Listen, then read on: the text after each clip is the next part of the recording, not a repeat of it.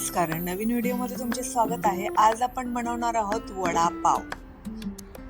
त्यासाठी मी घेतलेले आहेत 5 मिरच्या, कढीपत्ता, त्यानंतर जिरं। हे सगळं वाटण मी वाटून घेत आहे।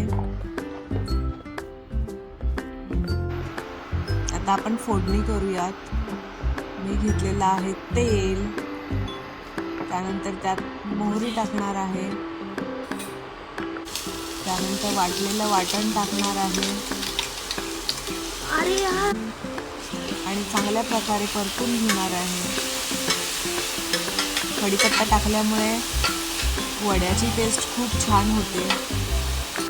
भरपूर कढीपत्ता घातल्यामुळे टेस्ट खूप मस्त लागते। आता मी टाकलेली आहे हळद आणि चांगल्या प्रकारे परतून घेतलेला आहे मसाला।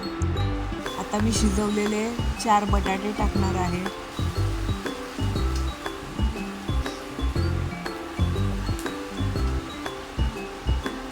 बटाटे मी कुकरला शिजवून घेतलेले आहेत, त्यासाठी 4 शिट्ट्या केलेल्या आहेत।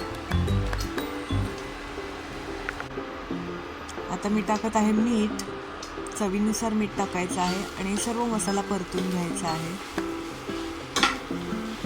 मिरची आणि हळद सगळ्या बटाट्याला लागली पाहिजे।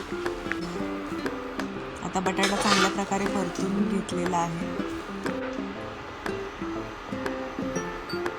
मी आता कोथिंबीर टाकत आहे व परत चांगल्या प्रकारे परतून घेत आहे।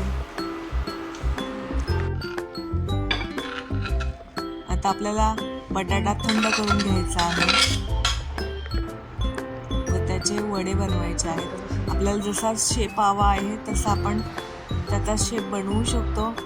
काहींना मोठा आवडतो वडा, काहींना छोटा आवडतो। आपल्याला आवडेल त्या प्रकारे शेप करून घ्यायचा आहे। अशा प्रकारे मी सर्व वडे तयार करून घेतलेले आहेत। आता वरचं कवरिंग तयार करायचं आहे। 1 वाटी बेसन घेतलेले आहे, त्या हळद टाकलेली आहे, त्यात थोडासा सोडा टाकलेला आहे व मीठ टाकलेलं आहे। आता मी बॅटर चांगल्या प्रकारे हलवून घेत आहे।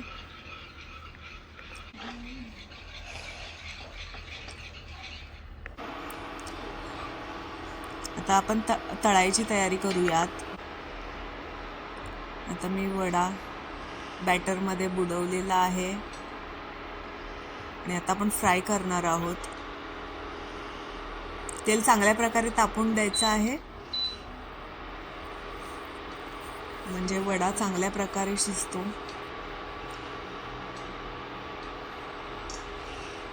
दुसराही वडा मी टाकत आहे आता।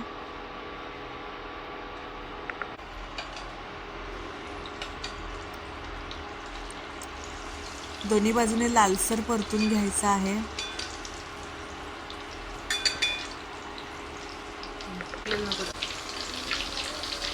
आता वडा परतून झालेला आहे,